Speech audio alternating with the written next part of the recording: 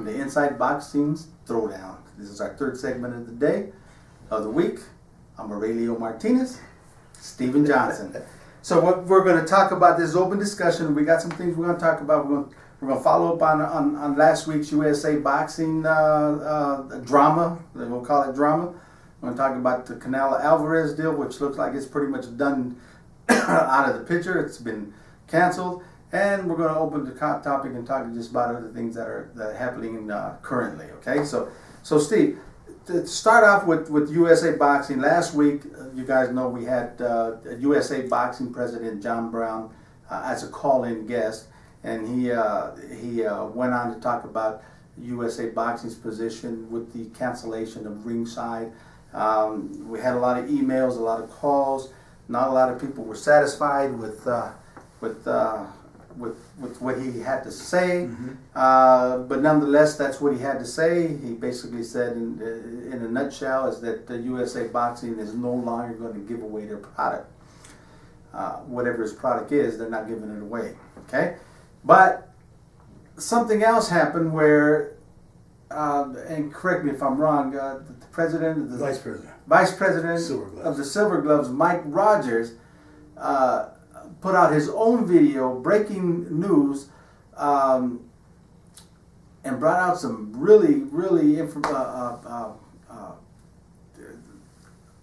information, what I'm saying, but I'm going to let you go, about John Brown himself, on an incident that supposedly happened. But I saw the video, you saw the, as a matter of fact, you called me, and I saw the video, put it on InsideBoxing.com. But tell me about this video. What's going on? Well, Mike said that he's got it verified. He actually said in this video that he put up on his Facebook page, he said that, and he sent it around to everybody, so everybody saw it. He said that there's an allegation that John Brown physically assaulted a female USA Boxing employee in Albuquerque, New Mexico at the JOs. Okay? And he said he's got some witnesses to it. And he said he was going to get out further information. Well, we haven't heard anything from him since. I thought he'd be on the show today and talk about it more, but we haven't heard anything from him. I was waiting to get a call from him, didn't get it. If he happens to call this week and say he'd like to be on next week, I think we'll fit him in, you know, if he has some more information. I mean, this right now, the way it's gotten quiet is I'm wondering either one or two things, Aurelio. Either this woman that was allegedly assaulted, her attorneys told her, don't say another word about this, or some people that were supposed witnesses have recanted their stance on it. Now, supposedly, according to Mike Rogers, charges were filed, you know, in New Mexico against John Brown. According to Mike Rogers, this lady who was assaulted, you know, give a statement to the USOC. Now, what was her name? Because he mentioned her name in the video. Liz Pompano, something like that. Okay. I can't remember. I know her first name was Liz. Okay. Okay. But my thing is that if that was true, if there was files were charged in New Mexico, how come John Brown wasn't arrested? Because according to USA Boxing's own standards, okay, this all falls immediately something that happens in that realm of a tournament. Code of conduct comes into absolutely. But secondly, like I said, USOC, when they in the summer, I mentioned it last week, had issued their own doctrine that it would not be tolerated. No bullying of any type would be tolerated.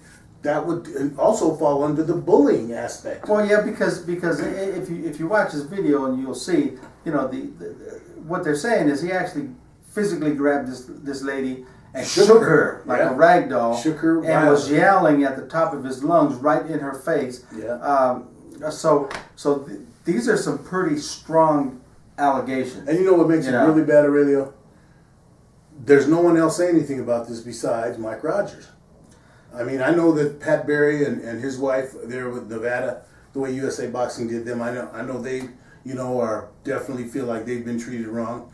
But as far as this assault of this female employee, there's no one. Usually, you have people all over saying, "I saw it, I saw it, I saw it." There's one lady who said she saw it, and they tried to shoot her down. But you know, the thing about it is it's been that way with amateur boxing here in the United States for a long time. And I hate to beat an old drum, but you know, that was the entire reason why 7 years ago we founded the USBL, the United States Boxing League, so that amateur boxers in this country were not stuck to one organization to get the experience that they need in the amateur rankings to lift them up into hopefully what would be a good pro career. Well, you know what? Let's talk about USBL for a minute, because I know a lot of people don't understand that USBL is not in competition with USA Boxing, because I know your USBL program is as a pathway to the pros, Absolutely. Not to the Olympics. And USA Boxing is trying to feed their guys preparing for Olympic competition. So talk about it. Well, that's their purpose. They are the sanctioning organization in the United States by the USOC. Okay, and their entire purpose, which is where it really gets ugly, is their whole purpose in being sanctioned by the USOC is the pathway to the Olympics, to put the best team forward to represent the United States in the Olympic. Mm-hmm. That's why the USOC. 7 years ago, when we founded the USBL, the year after that, we actually petitioned the USOC to become a sanctioning organization, and we got the response basically without going into the long documentation, saying that they will only have one, and at this time it was USA Boxing. So they kind of got a lock on that. Okay, the USOC will not sanction any other organization as a sanctioning body in the United States for amateur boxing.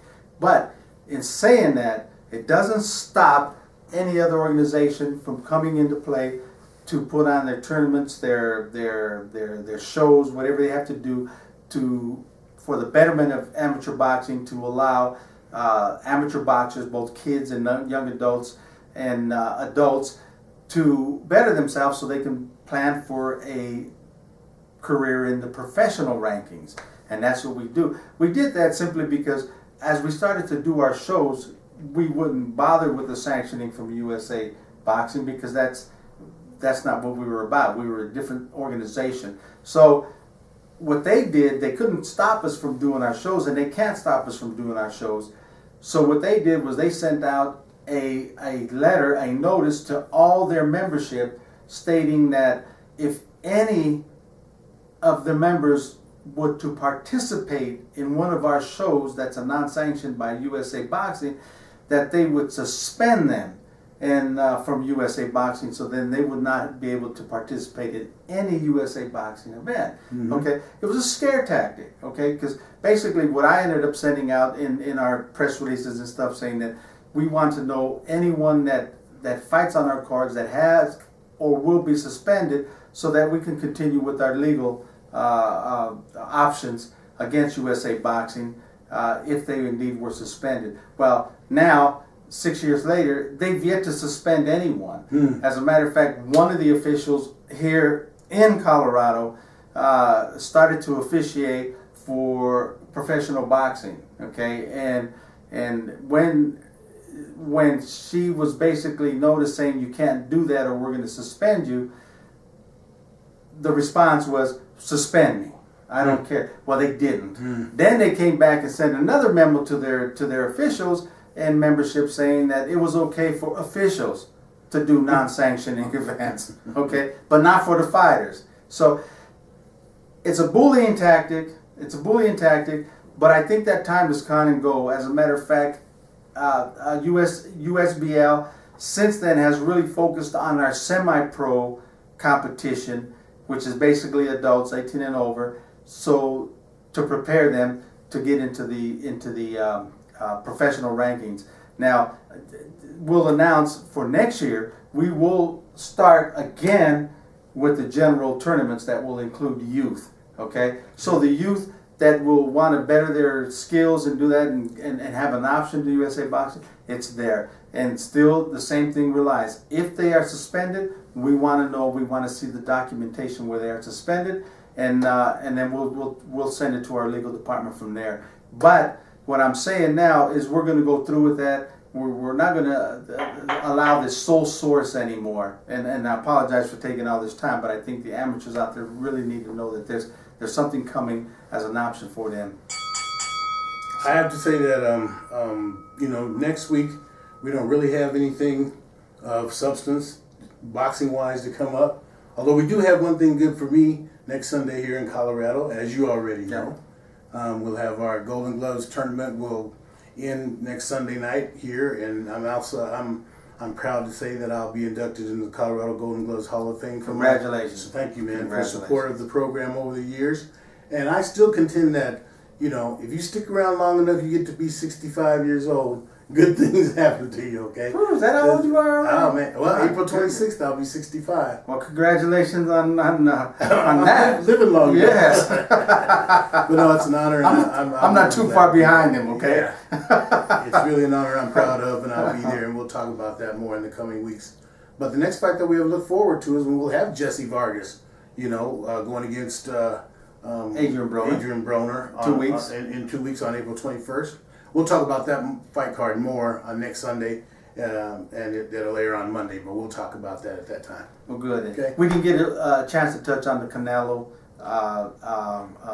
Clenbuterol saga, but we'll bring that next week. That fight is over. We'll bring that next week, and we'll dedicate our open topics to talking about that, because there's a lot of stuff that has transpired there. Of course, Oscar with his big mouth talking about can't do anything to Canelo because he's the best thing that's ever happened to boxing. Jesus. But tune in next week where we're going to talk about some of these comments that are being said by Oscar. Yeah, okay? We will. All right, Aurelio. Hey, that's another show done, and it's hopefully you guys liked it. Editor at InsideBoxing.com for comments, critiques, whatever you might want to do. Otherwise than that, we'll see you next week. And in the meantime, keep them hands up. Keep them up and keep it down.